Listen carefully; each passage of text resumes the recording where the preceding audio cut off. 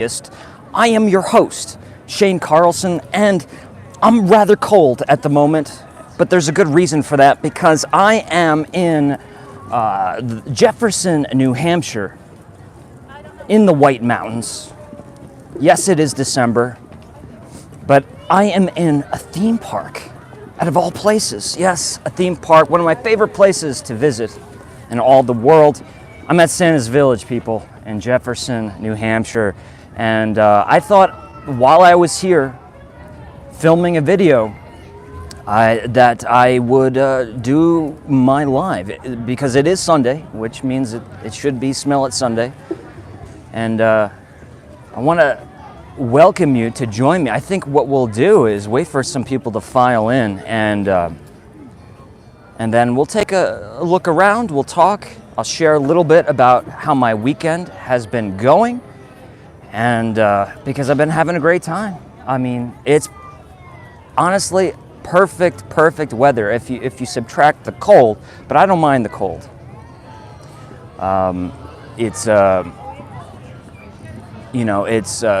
haven't had to worry about heavy snow, which was, it's always, I love snow, but it's always a problem with, having a small vehicle like I do.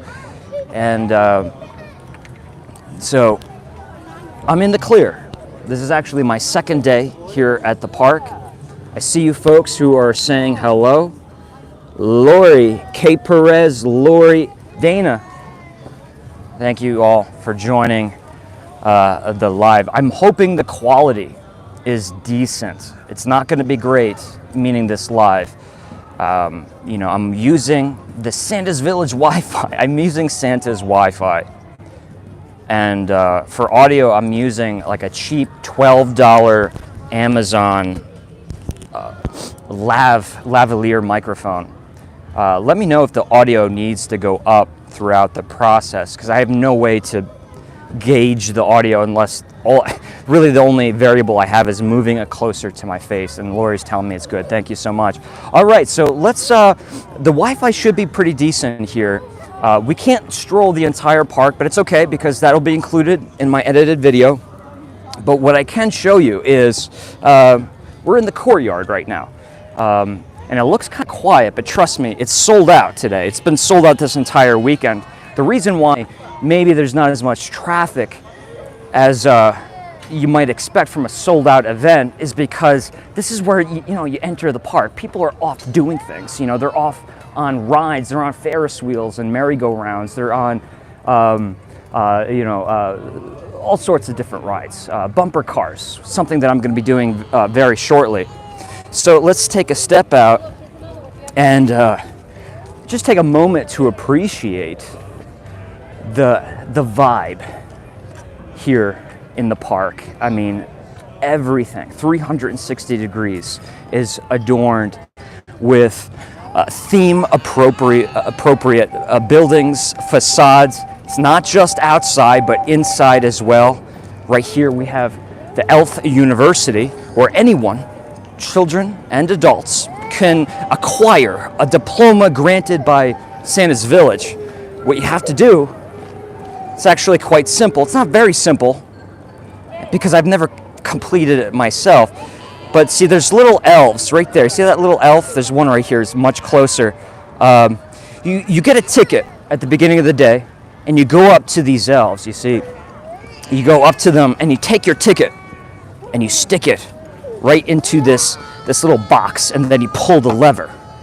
And you need to get all 26 elves in the park, hidden throughout the park. And if you get those 26 hole punches, you get your diploma and a prize. I won't tell you what it is at the end of the day. Kate Perez, thank you so much deeply for your support on this live stream. This was a challenge.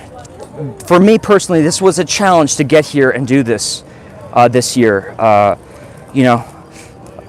It's a very affordable admission to get into the park for what you get, but the travel costs and time away from home and work and lodging,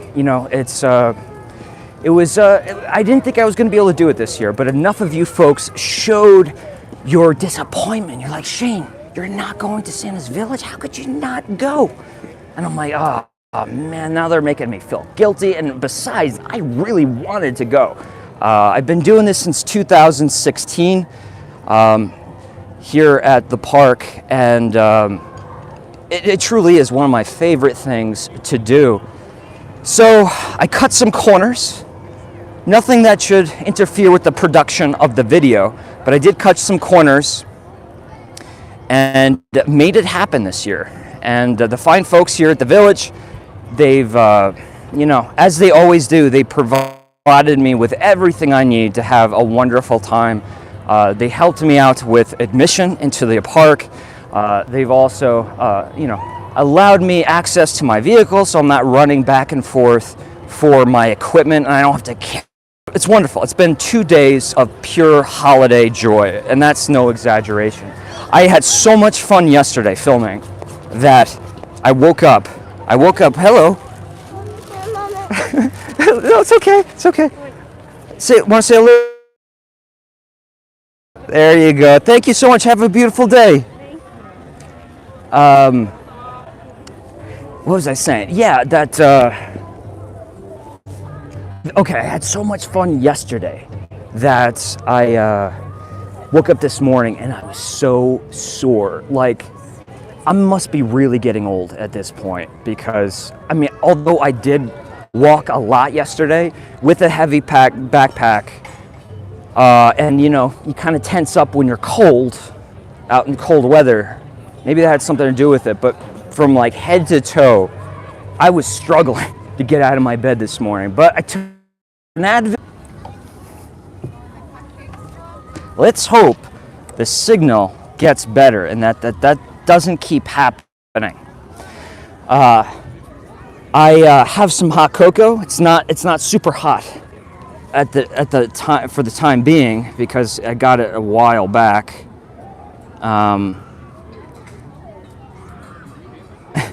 And Virgil, he's just as shocked as I am to see me at Santa's Village. I reached out to Virgil. Virgil's a good friend and a collaborator on the Candle Enthusiast channel. And I kind of told him, I'm like, I don't know if I'm going to be able to do it this year. I don't want to keep talking about that because I'm here and that's all that matters. But yeah, for a while there, I was like, I was looking for advice. But I made it. And I'm using my cell phone today. I'm going to try to keep on top of these comments. Pat says it looks chilly, stay warm. It's cold. I haven't checked recently, but we're still in the teens right now. And we're at that time in the day where things are just going to start decreasing as far as temperature goes. Mark says, hi Shane, our family was there November 13th. It was awesome. Great staff, clean park, close parking, great food, and no lines. I've been there 3 times, and I'm looking forward to it next year. Mark, you nailed it all. You've nailed it all. I can't say it any better than that. Look at these facades, right? What I really have to point out, some of these are new. Some of these are old as far as the buildings, but it has that old school theme park charm. You know what I mean? Like if we go to Six Flags, great, we all love Six Flags, I think we do. But it's constantly about updates, making things look new and what's the next big technology? Well, with Santa's Village, they're on top of keeping things up to date, but aesthetically, it feels like when we walk in through those front gates that we're visiting this park like it could be the 60s. It has that old-fashioned, old school, like Route 66, only much better style. For me, growing up in upstate New York, I visited a park called, since I've been alive, it's been called The Great Adventure. The Great Escape. Great Adventure is Six Flags flagship, The Great Escape. But the thing is, it used to be called, I believe it was Storyland. It's not Storybook Land, but it had one of these names. But it was kind of like this. It opened probably mid-50s, early 60s at the latest. And, it had a very Bavarian feel, if I can say that. Let's just call it European, with the buildings. And these amusement theme parks always had, it was kind of, they were inspired by the fairy tales. Cinderella, Sleeping Beauty, Peter Pan. As Disneyland grew in popularity in the 50s, other parks were like, wow, there's no copyright to the character and the name Snow White. I mean, Disney made it their own, but, folks would capitalize on characters like Cinderella and Snow White and Pinocchio and Peter Pan. And so there was a lot of theme parks that opened up in this time frame, the 50s, 60s, and the 70s, that really focused on fairy tales. And, they all got ideas from each other, kind of stole a little bit of ideas from each other, but I think, for the most part, it was an industry that was friendly. They worked together. Great Escape, now that, I grew up with that, as a child in the Lake George region of New York. It is now owned by Six Flags, but they've been nice enough, Six Flags, to keep some of the history of the old park. The little houses that you can, the kids can crawl into, and Cinderella's pumpkin carriage. They've hung on to those things, which is really nice. My point of all of this is Santa's Village was opened in 1953. That predates Disneyland, by the way, folks. Think about that for a second. Predates Disneyland, not Disney World, Disneyland. They've managed to keep that feel of the 50s, maybe not the 50s, but the 60s and early 70s. This style, like I said, this European, Bavarian looking thing, and it goes throughout the park. There's wonderful technology here, but for the most part, when you walk in these doors, it's timeless. You really don't have a sense of modern day, or it's kind of like stepping back from time. I hope I'm making sense, but I think that's one of the charms that Santa's Village has that makes it worth the trip. It is still family owned. That is another huge part of it. I believe it's a third generation, and I've heard rumors about the fourth generation, but I suppose, when it's a family owned business, that they have much more control of doing things the way they want to. You're not, when you walk into Santa's Village, you're not being thrown Coca-Cola or Pepsi. You're not seeing sponsorships everywhere. Santa's Village, they do it their way, and it works, and it definitely shows. Storyland, Mark is saying, and someone else is saying, yes. So Storyland, Storyland. I'm hearing two different names. Storybook Land is different, right? And they were also bought out years ago.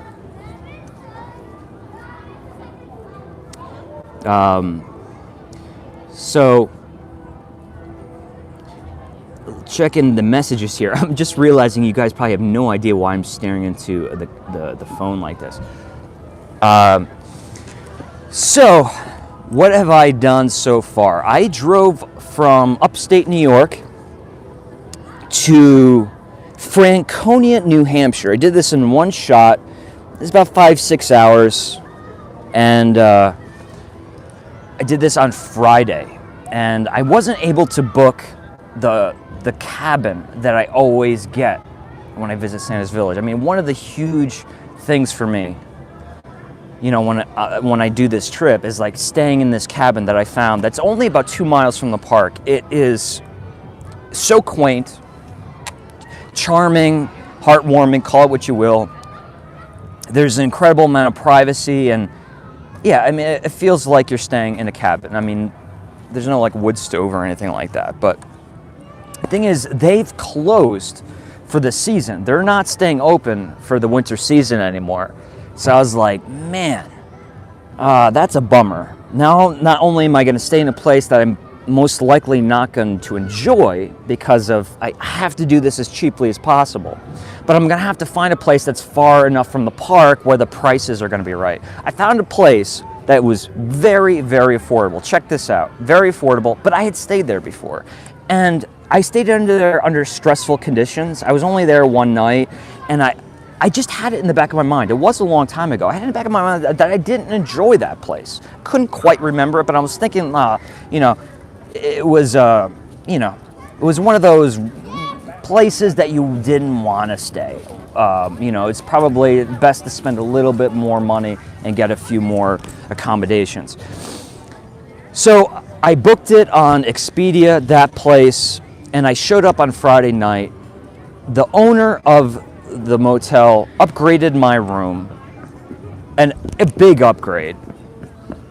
And as soon as I got on the property, I'm saying to myself, like, this is actually, like, is my memory off? Like, what happened?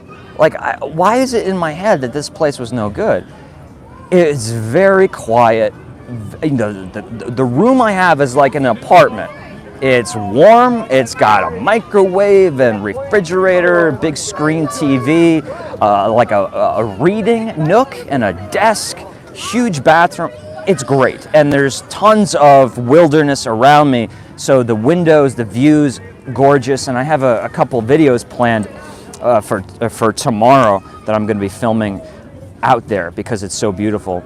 So, lesson learned. I have to drive 30 minutes from my motel to the park, but this place is far, far less expensive than I was paying in the past. And my memory was just not serving me well because it was gorgeous. So if anyone's interested in visiting this area and wants the name of this motel, I'm going to be talking about it in my behind-the-scenes video for Santa's Village, but it's called Stony Brook Motel and Lodges. Now, I'm not saying this is the Ritz-Carlton. Please, that's not what I'm saying. What I'm saying is the price point and the comfort level that you get is well worth it, trust me. So worth it that I'm staying an extra night because I can. I was expecting to be spending like almost $400 for a hotel room for the 3 nights that I was here. Yesterday, I came to the park and got here bright and early. I spoke with the director of the park, and we had been emailing each other back and forth. I told him that I was coming, and they were happy to have me. I got here early, got all my footage bright and early, and I spent the day getting on every single ride. I was lucky to be able to cut a few lines because I have my Santa's Village videographer pass, but for the most part, I waited in all the lines. Again, it's sold out weekend, but the thing is, waiting in line is a part of the experience. You know, you get cold. They have those things like right here. Where is it? Right there. See the little things that it warms up your hands. It's a part of the experience. It's what makes it fun and exciting and gets you into the spirit. But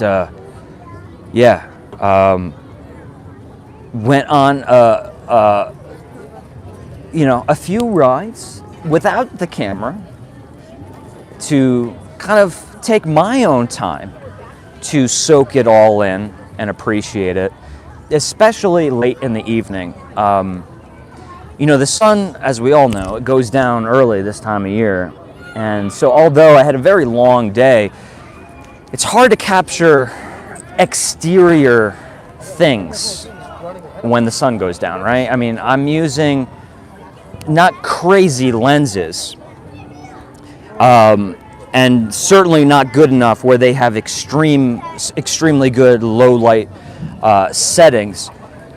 So, I just got to a point in the night. I'm like, I can't see anything. I mean, I'm gonna come back tomorrow and utilize the morning sunlight to get what I didn't get yesterday, and I did. But I was inspired in the moment. As I was walking around the park last night, looking at all of the trees. Now, this place is so big, guys. It's so big. I don't know how many acres, but it's like every tree on the property is lit. I mean, I'd show you right now. Well, I can. See, like, there's just trees everywhere. There's real trees that, well, they're all real, but like these are obviously planted here. But they're all over the park. Every single one is strung with twinkle lights. And at night, when you walk around and you see your breath and you're drinking a cup of coffee or hot cocoa, and it's quiet. We are in the mountains. We're in the wilderness. Like outside the park, there's not much going on, not even residential stuff. So it's like walking in Narnia, right? Is it Lucy? I can't remember her name in Narnia. Lion, the Witch, and the Wardrobe. It has that feeling of being out. It is outside in the winter, but with all of the trees lit up, it's out of this world. It is. I mean, if I were to write a book on Santa's Village, I think my biggest recommendation to anyone visiting is saying, you know what, this is a place to be with your family, it's to be with the kids, to create memories. But do yourselves a favor, take 5-10 minutes, while the kids are eating, and take turns, mom and dad, but just go off alone at nighttime and take a short little walk. The Christmas music, it's a PR system all throughout the park, but it's not always loud. You're in certain spots and you just kind of hear the vague whisper of it. And you're walking around with, grass or mulch underneath you. You don't have to just stay on the pavement. And it's just I had a moment last evening, and I'm like, wow. I didn't want to. We got some folks running here. I don't know where they're running. Are they going to the bathroom? Or maybe they're going to the train. I don't know. But that was a very panic run. So walking around at nighttime. So why was I inspired? I was inspired by this. I'm like, I've done the sleigh way, the elevated people mover at nighttime on my videos before. I've done the Ferris wheel at nighttime to see the magnitude of the property. But I'm like, this year, you know what? I think I'm just going to do a little segment in the video to appreciate being on your own 2 feet and just walking.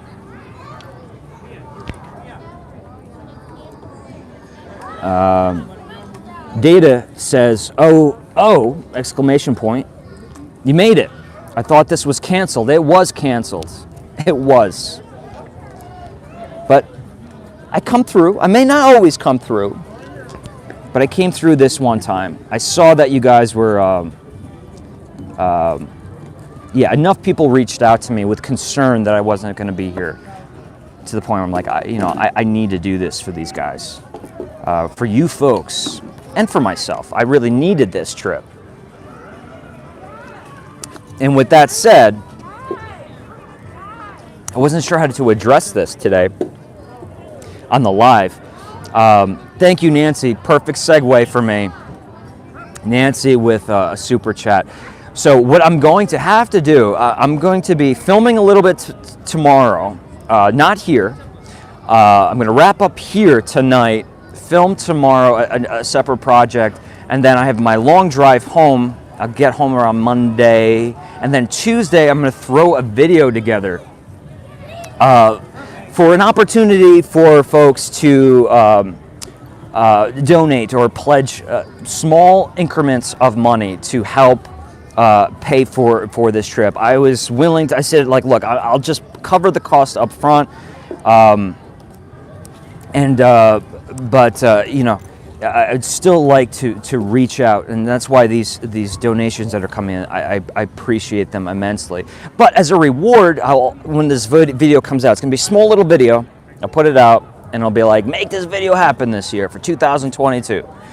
And in it, I'll promise, you know, the edited video. We have the live, but also with any donation that you will, any donation, 1 penny or $10, doesn't matter, that you'll get your name in the credits of the video. I know that's like, may not sound like much, but hey, you know, all you folks chipping in, you deserve credit. And so we'll orchestrate that, and then maybe there will be a donation where, you know, maybe like $10. You'll get your name in the credits, but also I'll buy you a Christmas card, and I'll fill it out, I'll personalize it, and I'll send it to you with my thank you for helping out this year's video. So all of you that have already on these lives and you know, elsewhere, whether it be Patreon, GoFundMe, or just directly through PayPal, I will take note and make sure that your names are in the credits. And I'll reach out to you before I do that, just in case you want to stay anonymous. But yeah, you know, this was a trip where a lot of pieces had to come together, and I got some great advice. I had some financial help from some friends and family, and I was able to really do it for a very small cost, but a cost nonetheless. Remember, I need to edit this thing, which is going to require a couple days. More than a couple days. I always take more than a couple days, but it's going to be time away from work to get this ready so that people can actually watch it before Christmas. So putting that out there, I will put like I said, like a 3-5 minute video by Tuesday. Not Tuesday. Yeah, let's. I'm going to shoot for Tuesday, and then the edited video this year. I'm probably going to promise it by Christmas morning. But I really think, under the conditions in which I filmed this video, I was very organized with this video. You know, usually I'm fumbling around, not knowing what I'm going to do. I really planned it out where the turnaround time with editing will be quick. I'm hoping within a 48-hour time frame, 36. What am I saying? 36, 54. I can't do my math right now. But 2.5 days, 48, 50, 52 is what I was going for. Not 48, 62. Forget it, man. My mind is shot. It really is.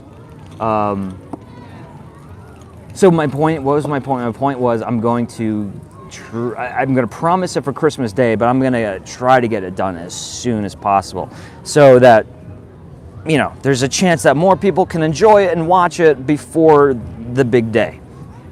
That's what I'm trying to say.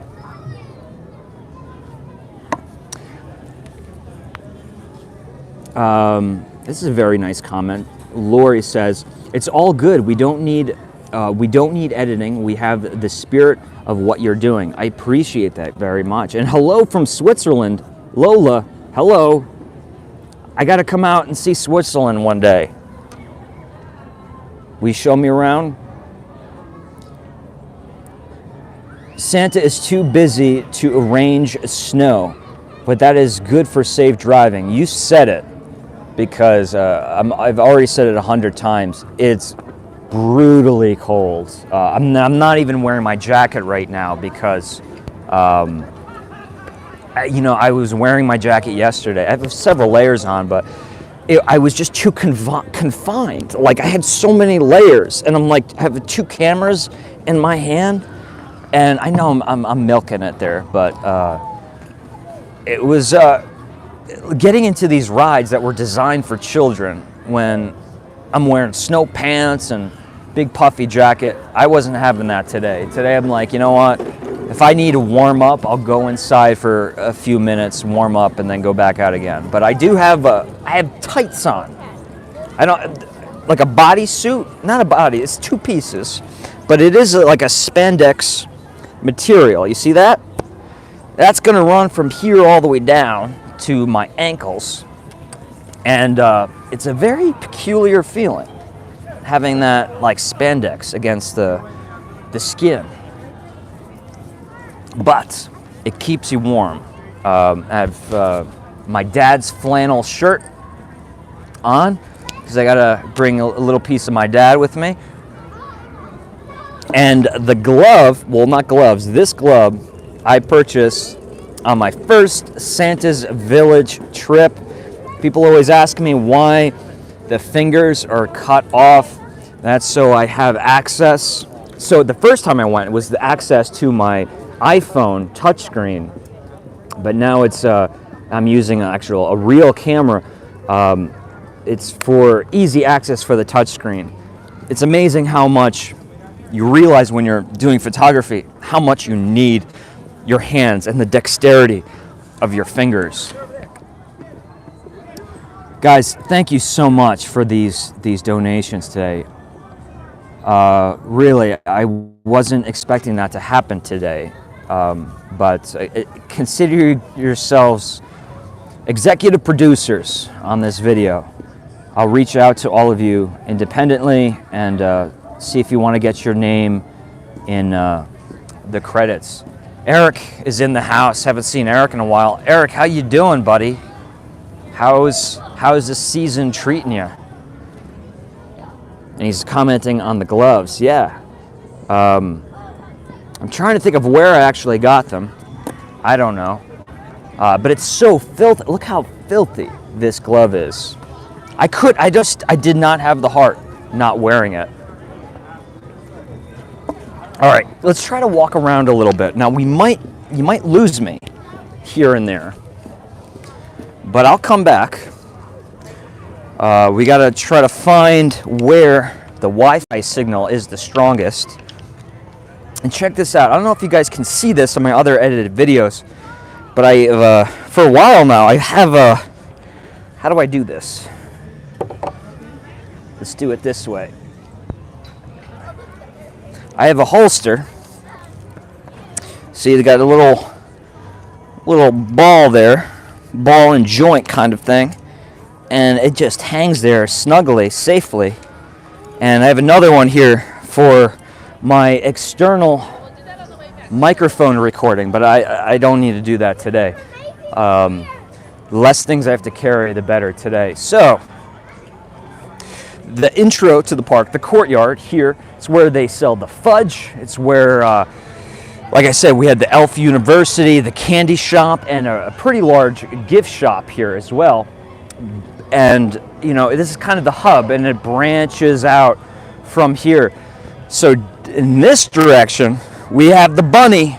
Mr. Bunny has been here since opening day. Maybe not opening day, but certainly he was here in the very, very, very early days of Santa's Village, early 50s.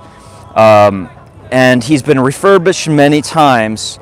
And they put the conductor's hat on him because he's next to the Jingle Bell Junction, which is Santa's Village's miniature railroad. Miniature in size, but not miniature in scope. And what I mean by that is you can hear the whistle right now. The train circles the entirety, the perimeter of the park. One of my favorite things to do here. There's tons down in this direction. It brings you to a whole different section of the park, including the roller coasters and more shopping and food of all different. Santa's Sleigh Way. It's that people mover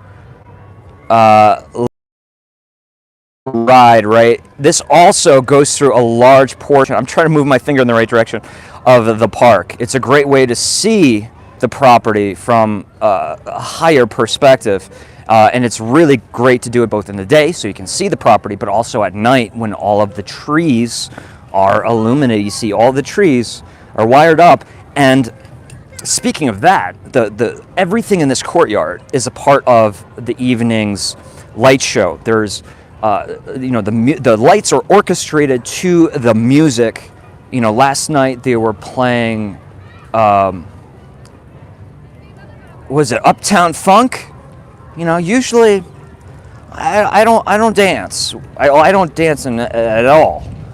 But if I heard that song on the radio, it wouldn't get me moving. Last night I was moving, man. It was great stuff with the lights and people cheering, having a good time. It's hard not to dance. But they also played, as they do every year, Let It Be. Oh God, not Let It Be. Let It Go is what I was trying to say. Disney's Frozen, although Paul McCartney would have been nice too. They were playing Let It Be, and when that music begins, like all the kids, but especially the generation who were kids, kids or young adults, let's say, when the film came out in 2013, everyone was saying last night, oh no, like we all had a let it go moment, and it's a huge part of the night's festivities here is the light show. But what else do we got? We have the carousel, which on my last few videos was the first thing I would normally do, is get on the carousel. I was going to see if I could actually go on the carousel with the live. I'm going to try. How about this? I'll try it at the end of this live.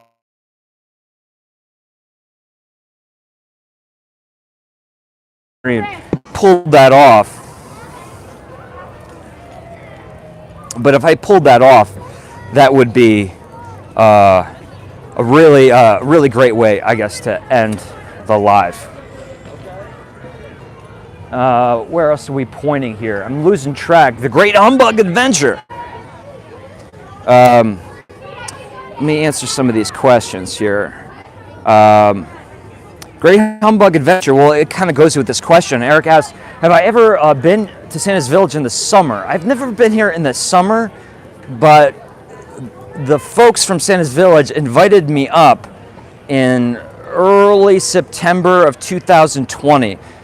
I did a video of the refurbishment of the dark ride, the Great Humbug Adventure. It hadn't been updated since, I think, the early 90s. So they wiped this thing clean, and keeping like the spirit and the tradition of the ride, they refurbished the whole thing. Animatronics, black lights, theater effects. I mean, it's the real deal, like a legit dark ride if you're a dark ride aficionado or an enthusiast. So I was here then. I was here when the park was closed. I was here during the week where I could just come in and do my thing. And I so wish I could have filmed the experience. But filming in the park when it's closed to the public, probably not something that they would have enjoyed. But I filmed that. So a lot of that stuff, I was on the Flume ride during that trip when they opened. So it would be the video I posted in 2020, that it's me here in October, because that was COVID. Such a weird year. So I usually come in December. That year I came in October, but I was also here in September. So that video has everything. That's why some scenes I'm walking around in a t-shirt, and there's other scenes I'm bundled up like I am right now.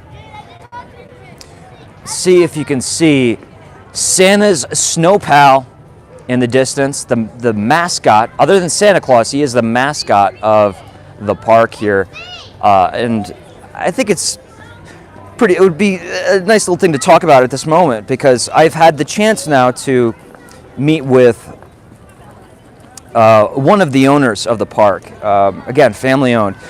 I've had a chance to have a deep conversation about my love of the park, but also it's just the longer I kind of do these videos, the more I spark other relationships with folks in the park. They're all very nice people.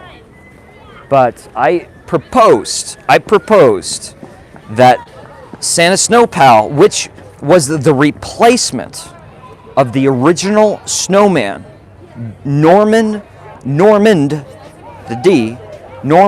Jefferson Frost. So Normand, as the creator of the park, got that. Jefferson, because we're in Jefferson, New Hampshire, and Frost, because of Jack Frost. What is going on with me? I just said Jack Frost. Robert Frost. Robert Frost was a local of these parts. Actually, the Robert Frost Museum is not too far away. So that's how he got his name, Norman Jefferson Frost, but he deteriorated from the inside. It got so bad that they had to actually deconstruct him, and I was told he was put into storage. So that's when Santa Snow Pal came about. Now, my proposal was, how about we get all of the people, the patrons who visited the parks throughout the generations, the decades, who visited the park, let's say in the 60s, and have a photo with the old snowman. Let's get as much support as we can, collect funding and resurrect this staple historic figure of the park, kind of like the bunny, right? And put him next to Santa Snow Pal, because Santa Snow Pal is awesome. You can stand on his glove like that, his mitten. But I think they could actually have like a ceremony for the return of Norman Jefferson Frost. Just a little bit of like publicity, a little bit of an explanation to folks who are coming in, like what's going on. But I think it could make a really wonderful event. I think it would actually touch a lot of people's hearts, because I know people who visit the park who haven't been here since they were kids, some of them quite old at this point, coming to the park looking to see the snowman that their mother took a picture of them in front of way back when, and it's not here. We get the snowman refurbished, rebuilt structurally from the inside. We have a big event. They have it, they throw it, and what's the saying for Frosty the Snowman? Don't you cry, for I will. What is it? Don't you cry, I'll be back again someday. Norman Jefferson Frost, he comes back, right? He's coming back to the park. Now, let's say that was actually a scenario that I could help orchestrate. The big thing for me, because this is always what comes to my mind, this would be a perfect main event within a documentary on Santa's Village. Oh, how cool. Oh my God, that would, how excited I would be if, like, on the horizon, I had the prospects of being able to direct, write, and produce a documentary on this park, the history of the park, the family, the people, how it's changed people's lives, how it's bettered, enhanced their lives, how it's brought people back together after many years, how little kids visit the park, and then decades later, they're bringing their own children, their grandchildren to the park. This is a place that touches a lot of people's hearts, and it's got a lot of history. And without question, I could whip up a proposal for a documentary for Santa's Village, and I think a great kind of central focus at the end of the documentary, that it would kind of close with their ceremony where the patrons, the fanatics of the park are responsible for bringing back Norman Jefferson Frost and putting him right back where he stood all those many, many years ago, right next to Santa Snow Pal. Would you rent that on iTunes for $3.99? Come on, I'd rent it. All right, this is what we're gonna do. I'm gonna check the comments real quick, but I'm gonna try to get on The bunny is still in the park. I think he might have changed just a little bit, though. He did. Many different coats of paint, and the big difference was the hat. They put the hat on him because he's now next to the train station. It was just a slip because you want to watch Jack Frost's Killer Snowman movie again. Eric always has the ability to read precisely what I was thinking, and no question. I mean, no, I'm not making this up, Eric. That's exactly what I was thinking when I said it. I almost laughed. Hello from Idaho. Merry Christmas. We're wondering what your favorite ride is. My favorite ride. You know, I think the Santa Sleighway right here. You know, I've had a lot of emotional moments in front of the camera, including one that happened yesterday. People are gonna start making fun of me that I'm always crying on Santa Sleighway. So yeah, there's like, from my videos, that's always my like favorite little chunk, you know, because I get to put music to it, I get to edit, and you know.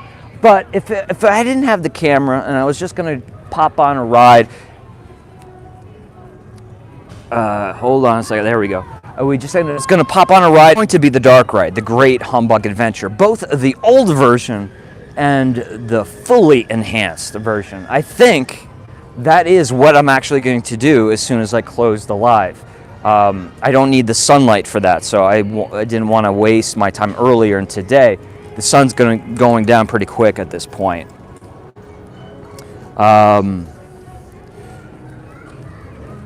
Or the killer Jack Frost with the hairdryer.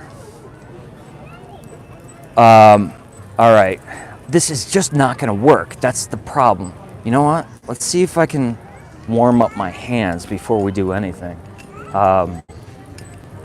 Please, I guess in the comments below after this live, if there's something very specific here at the park you would like me to do before I leave, because this is my last night here at the park, please let me know. Oh my God, that feels so good. Where's the train? You see the train? Oh yeah. I've went on that 3 times. All right, I'm gonna try the carrot.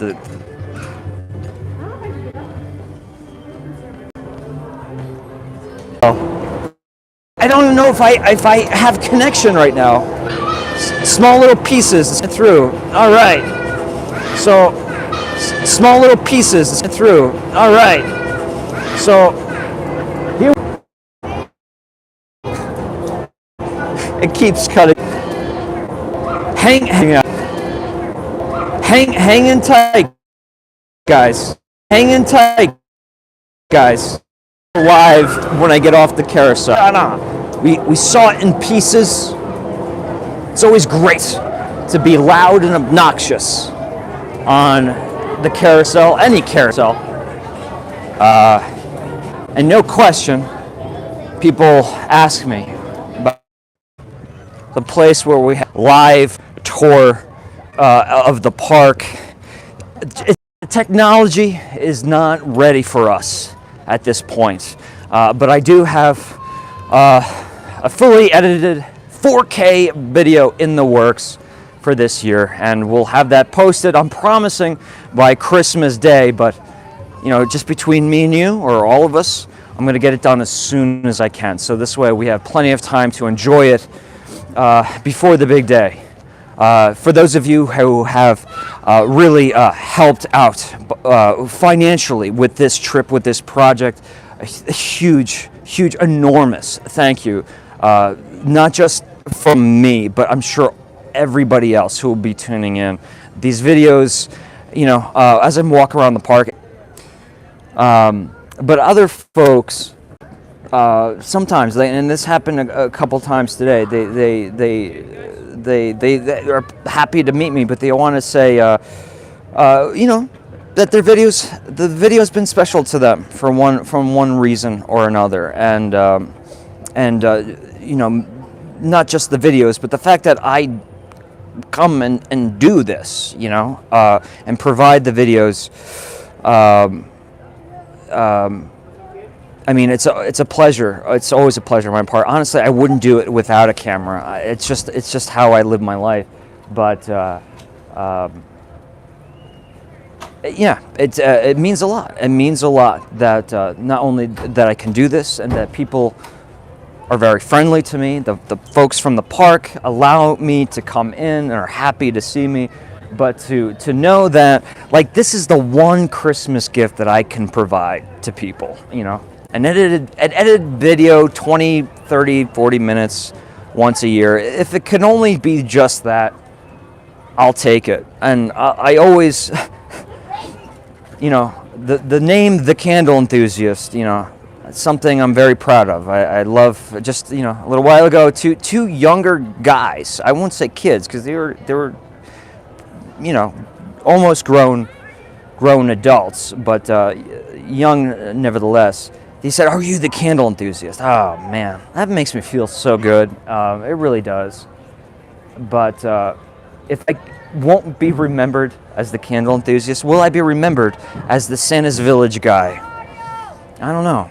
I don't know if I've made that big of an impact, but we're working on it.